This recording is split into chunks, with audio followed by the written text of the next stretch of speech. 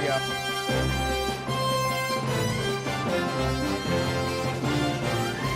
Welcome in. Today on HHS TV, a recap of the recent Dr. Harriton show. An interview or announcement from Siobhan Daly Gibson. Heard it in the Hall, Dr. Harriton edition, and Eli with sports. That's all right now, live from the Harriton High School television studio in Rosemont, Pennsylvania. This is the Ram Report. Hello, I'm Michael DeBaton. Along with Emily Wright. For today's Ram Report. Our 12th annual Dr. Harriton competition was held on Friday, February 22nd. For those of you who missed the show, we turned to Max Harris for a recap of the show.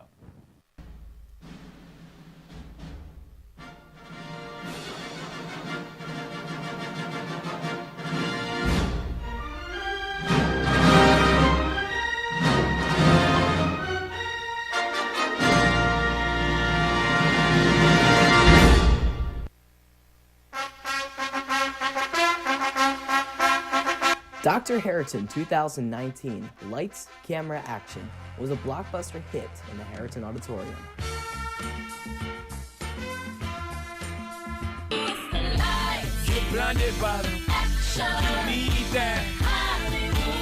Once again, 10 upperclassmen competed for the ultimate title of Harriton High School. So who was crowned this year with the Golden Stethoscope? And your 2019 Dr. Harriton is Ty! Ty Groneveld wowed the audience with a dance routine where he flew across the stage with grace. Following the show, I had the opportunity to briefly talk with him. Ty told me he was proud of the amount of money raised by this event. Every single person who bought a ticket helped us get to that $35,000. We could not have done it without everyone's help. Thank you all so much.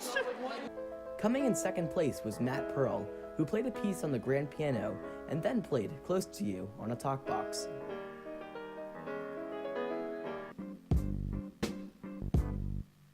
Why do birds suddenly appear every time you are near? 1, 2, 3, 4. In third place was Zeke Zook Milrod, who played an impressive drum solo and performed a magic trick for the judges.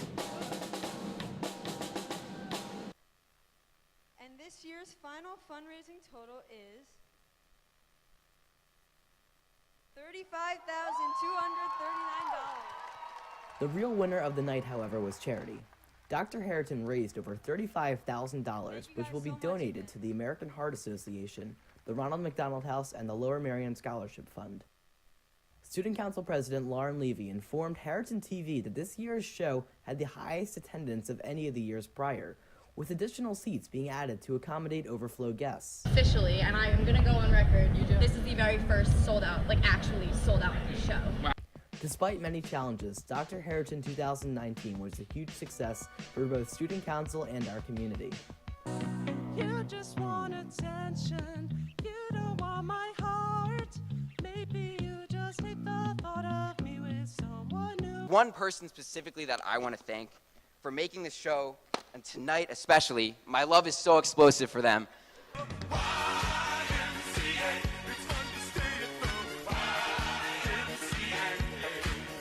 Yeah, girl, look at that body.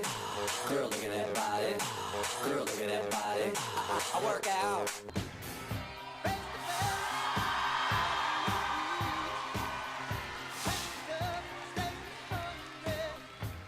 Again, with the clean hands. That is just fantastic. Meaning in words is influential. Rapping is always essential to share things that are confidential and to become reverential. For Harriton TV, I am Max Harris. Now, back to the news desk. Thanks, Max. A highlights reel from the show will be uploaded to our YouTube channel at Harriton TV this weekend. Additionally, Sam Catania and Max Harris are working to upload the full show, and you can expect to see that in a few weeks. We now turn to an announcement from Siobhan Daly Gibson about an upcoming event to be held at Harriton, known as the Crisis in Syria, Our Generation's Never Again Moment. Siobhan? My name is Siobhan Gibson, and I'm a senior here at Harriton. For the past several months, I've been coordinating with the Syrian Emergency Task Force and WEA to arrange for two incredible speakers, Mawaz Mustafa and Omar Al-Shagray, to come to Harriton and bring us their insights on the global politics and humanitarian crisis in Syria. The talk, The Crisis in Syria, Our Generation's Never Again Moment, will take place on March 15th at 7 p.m. in the auditorium. Omar Al-Shagray was captured at age 15 by the Syrian military and imprisoned for over 3 years of continuous torture. Omar, now 23, will share with us his powerful story of perseverance and survival. Mawaz Mustafa, founder and executive director of the Syrian Emergency Task Force, has worked tirelessly to support the innocent people of Syria who have been caught in the crosshairs of one of the world's bloodiest civil wars.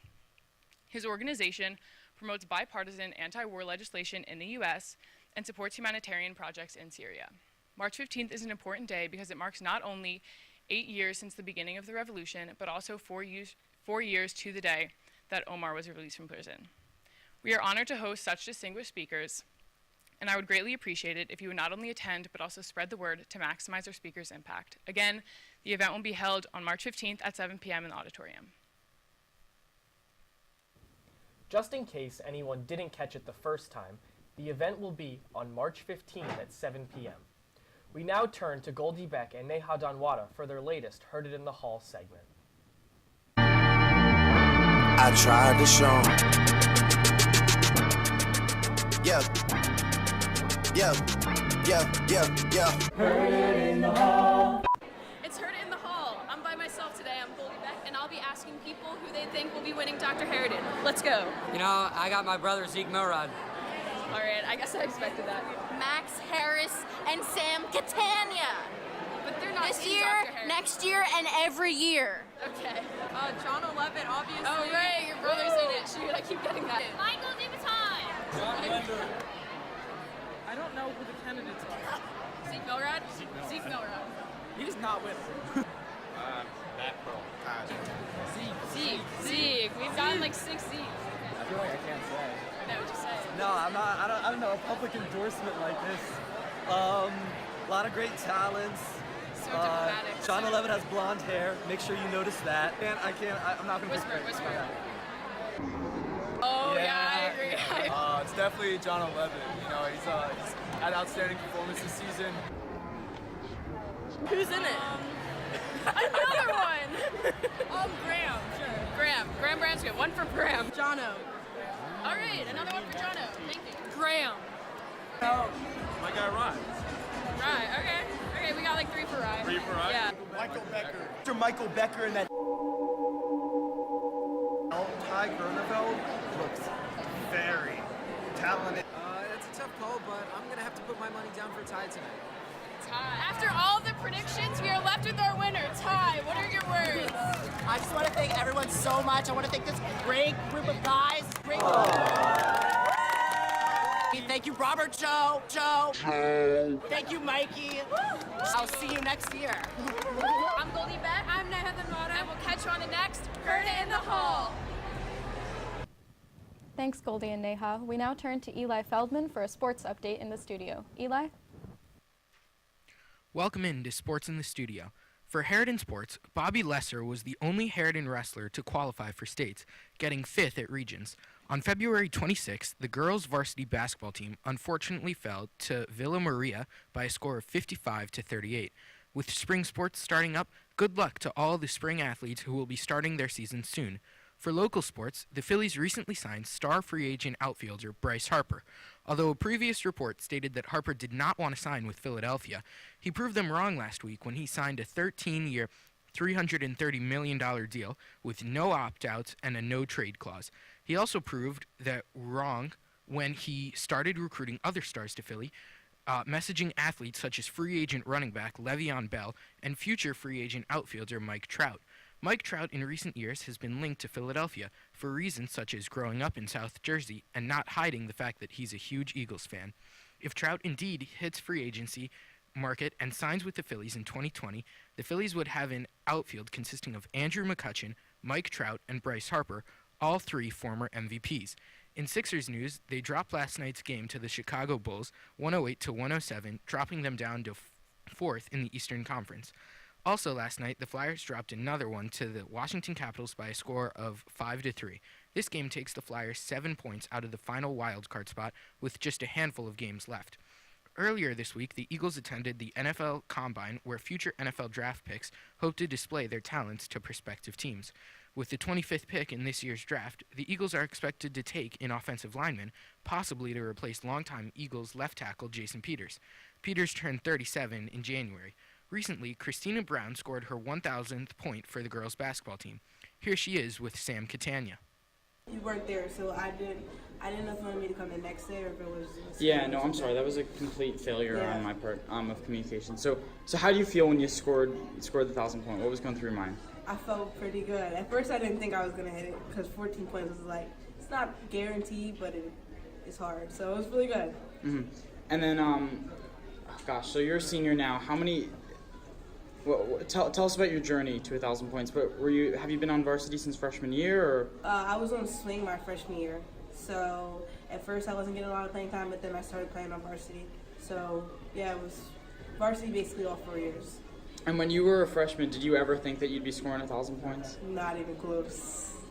All right. What was your favorite part of the experience, just overall? In high school, or basically spending time with my teammates, because like I had a different coach throughout my 4 years. So like having my teammates throughout that 4 years helped me get through it and succeed in that aspect. All right. Well, congratulations so much. Congrats on 1,000 points. It's a big accomplishment. Thank you. This has been Sports in the Studio. I'm Eli Feldman. That'll be all for today's Ram Report. Signing off, this is Emily Wright. I'm Michael DeBaton. From all of us here at HHS TV, thanks for watching the Ram Report.